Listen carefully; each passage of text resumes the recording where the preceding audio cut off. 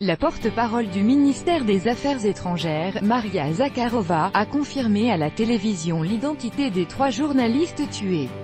Il s'agit du reporter de guerre Orkan Djemal, du documentariste Alexandre Rastorgouyev et du caméraman Kirill Radchenko.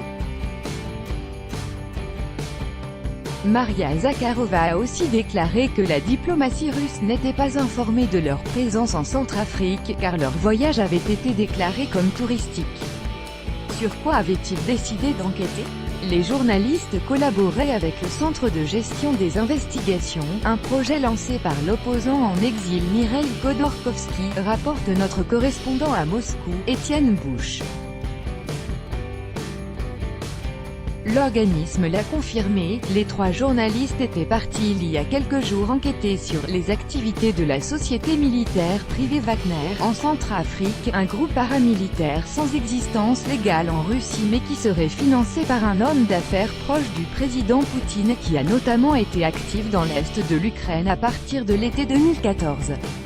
Que fait cette société privée en Centrafrique? C'est justement ce que cherchaient à savoir les 3 journalistes assassinés.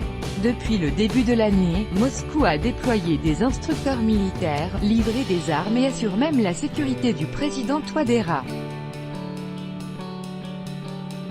Selon la rédactrice en chef adjointe du site pour lequel les 3 journalistes travaillaient, ils avaient tenté de s'approcher d'une base présumée du groupe Wagner à Bangui, mais en ont été empêchés au motif qu'ils n'avaient pas d'accréditation.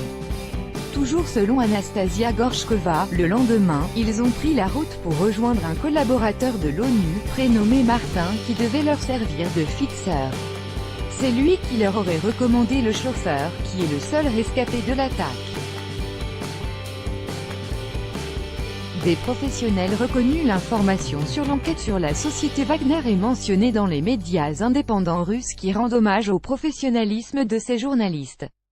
La chaîne de télévision DODJ leur a consacré une émission spéciale dans laquelle on a pu voir le documentariste Vitaly Mansky très ému. Il avait travaillé avec Alexandre Rastorgouyev qui avait réalisé une dizaine de films. 3 professionnels reconnus, qui avaient fait beaucoup de terrain. Le plus âgé du groupe, Orkan Djemal, 51 ans, était un reporter de guerre qui a écrit pour des journaux comme Novaya Gazeta, Commerçante, en Afghanistan, en Irak, en Syrie, en Géorgie. En Libye, il avait été blessé à une jambe et depuis il se déplaçait avec une canne. Cela ne l'a pas empêché de repartir dans le Donbass ukrainien en guerre.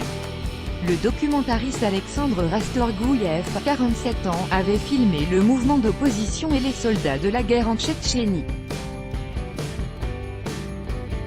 Enfin, le plus jeune du groupe, Kirill Radchenko, 33 ans, caméraman et photographe, avait notamment travaillé en Syrie.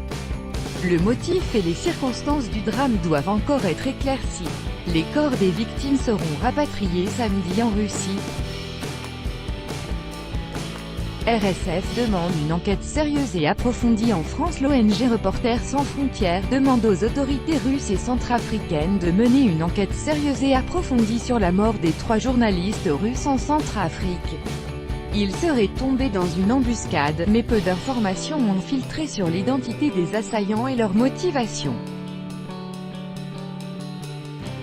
Nous, ce qu'on demande, c'est que les enquêtes qui ont été ouvertes soient menées de manière rigoureuse, totalement impartiale, et surtout qu'elles n'écartent aucune piste. Arnaud Froger, responsable Afrique à Reporters sans frontières.